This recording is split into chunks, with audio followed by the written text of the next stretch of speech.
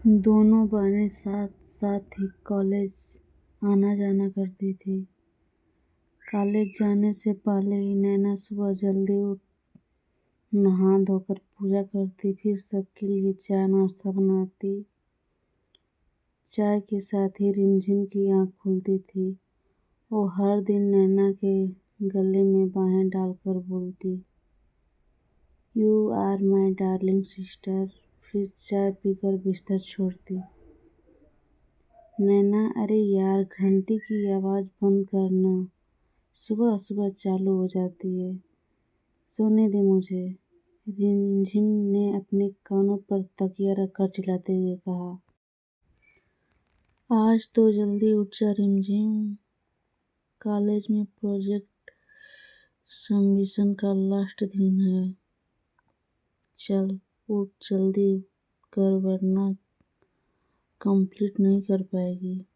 नैना ने पूजा के बीच में ही रिमझिम को उठाने की कोशिश की, पर रिमझिम कहाँ उठने वाली थी। नैना पूजा खत्म करके रसोई में पहुंची, चाय चढ़ाई। जब तक चाय बनता वो नाश्ते की तैयारी करने लगी। अरे रिमझिम, अब तो उठ, लो चाय भी ले आई, उठो मेरी माँ। नैना रिमझिम को जोर से हिला रही थी। गुनगुनाते हुए रिमझिम ने आँख खोला और हमेशा की तरह नैना के गले से लटक गई। माँ, मेरी प्यारी बहना, अब मेरा प्रोजेक्ट भी कर दो प्लीज। नैना के गाल पर किस करते हुए रिमझिम ने बहुत प्यार से कहा और आँख मरते हुए चाय पीने लगी। जानती थी तेरा हर बार का यही है, लास्ट मिनट तक काम पेंडिंग रखती है। मैंने रात को ही कर दिया था, अब कम से कम देख कर थोड़ा समझ तो ले, कुछ पूछेंगे तो बता पाएगी। वहाँ मैं तुम्हारी मदद के लिए नहीं रहूँगी, समझी। नैना ने रिमझिम का चादर खींचा और हाथ पकड़कर खड़ा कर दिया। अभी उसने समझना शुरू ही किया था कि एक आवाज़ आई, नैना, आज हम सबको चाय नसीब होगी या नहीं। ये आवाज़ थी मनोरमा देवी की। स्थूलकाय मनोरमा जी गृह कार्य में फाकी मार, पर जुबान की बहुत तेज। मजाल कि कोई उनकी बात इस घर में टाल दे। उनका पसंदीदा काम है किट्टी और दोस्तों के साथ घूमना फिरना। दूसरा पसंदीदा काम नैना पर हुक्म चलाना। अरे आ जाएगी तुम्हारी चाय, क्या सुबह सुबह शोर मचाने लगती हो। नैना इंसान है, रोबोट नहीं। ये आवाज़ थी मनोरमा जी के पतिदेव सुखदेव जी की, जिनको देव की पदवी से तो बहुत पहले ही उतार दिया गया था। पति की पदवी भी नाम मात्र ही बची हुई थी, वो भी जब मनोरमा देवी मेहरबान होती। उनकी ये बात सुनकर मनोरमा देवी ने घूर कर देखा। तुमसे किसी ने पूछा, मेरी बात काटकर बीच में बोले कैसे।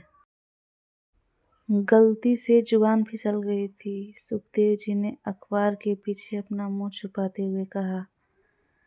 अभी मनोरमा जी ने अपना बड़ा सा मुंह खोला ही था कि नैना चाय लेकर आ गई।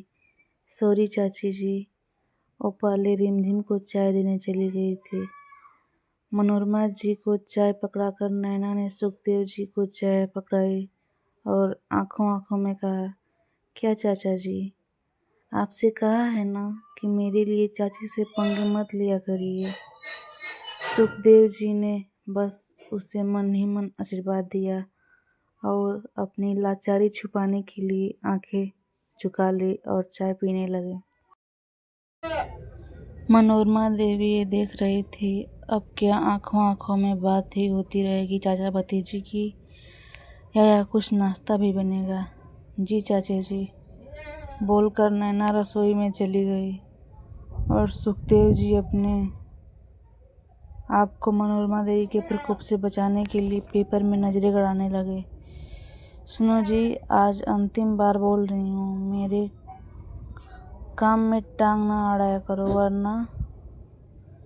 अरे अरे भाग्यवान, मैं समझ गया, मुझे अपनी टांग थोड़ी ना तुड़वानी है जो मैं नहीं समझूंगा। देखो, अपने मुंह पर उंगली रखकर बैठ गया। सुखदेव जी ने वास्तव में अपने मुंह पर उंगली रख ली। मन ही मन बोले, कौन तुम जैसे आफत से भिड़े, पूरे घर में तांडव करती फिरोगी। मोटी भैंस के आगे चुप रहने में ही शांति है। ये मन ही मन मुझे क्या बोल रहे हो? अब सुनाई दे रहा है मुझे, मनोरमा देवी ने घूर कर कहा। तो सुखदेव जी एक बार तो हकला ही गए। ना, नहीं नहीं, कुछ भी तो नहीं कहा। जरा तैयार हो जाऊं, ऑफिस भी तो जाना है, बोलकर वहां से उठने में ही अपनी भलाई समझी सुखदेव जी ने। अरे फिर भूल गए, आज तुम ऑफिस नहीं जा रहे, घर पे मेहमान आ रहे हैं, मनोरमा देवी ने चिल्लाते हुए कहा। माफ करना भाग्यवान, तुम्हारी तरह तेज बुद्धि नहीं हूँ।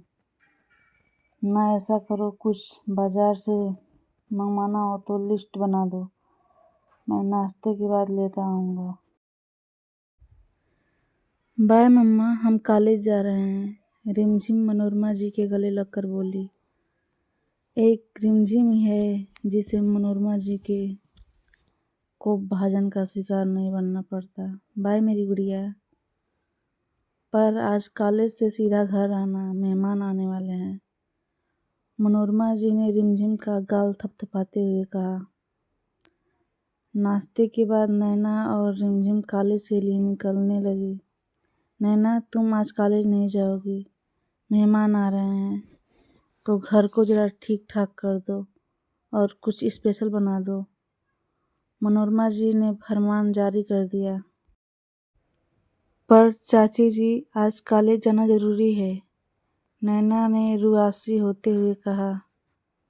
अरे तुम जाओ बेटा, मनोरमा जी मैं बाजार से लेता आऊँगा सब कुछ, और आप और कामवाली के साथ मिलकर घर थोड़ा संभाल लीजिए। ये बोलकर सुखदेव जी ने दोनों बच्चियों को इशारा किया कि निकलो जल्दी।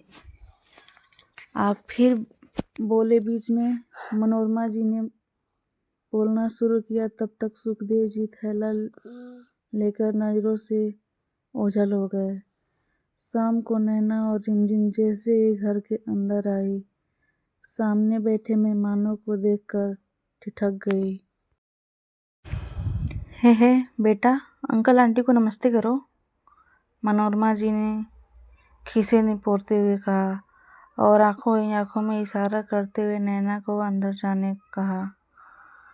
पर नैना की नज़र तो मानो सामने बैठे अविनाश की नज़र से मिल जम सी गई थी। अविनाश भी उसे उसी तरह एकटक देख रहा था। मनोरमा देवी ने फिर जोर से कहा, बेटा रिमझिम, आओ यहाँ बैठो। नैना, तुम एक बार रसोई में देख लो सब ठीक ठाक है या नहीं, और हाँ, चाय भी बना लेना सबके लिए।